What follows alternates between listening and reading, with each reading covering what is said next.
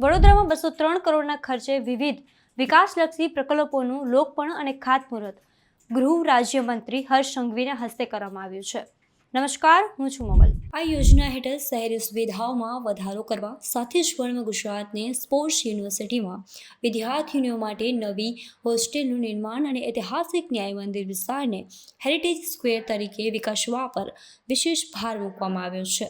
વધતા શહેરીકરણના પડકારોને પહોંચી વળવા અને નાગરિકોની સુખાકારી સુનિશ્ચિત કરવાના હેતુથી આ પ્રકલ્પોનો સાકાર કરવામાં આવ્યા છે। આજના એક જ દિવસે આ એક કાર્યક્રમમાંથી વડોદરા મહાનગરપાલિકાના 203 કરોડ રૂપિયાના લોકાર્પણ અને ખાતમુહૂર્ત જોડે જોડે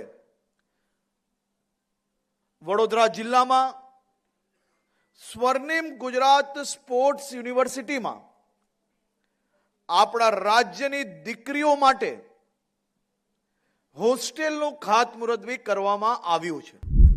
આ સમગ્ર મામલે આપ શું વિચારો છો? કોમેન્ટ કરીને અમને જરૂરથી જણાવજો। અત્યાર માટે બસ આટલું જ। ધન્યવાદ।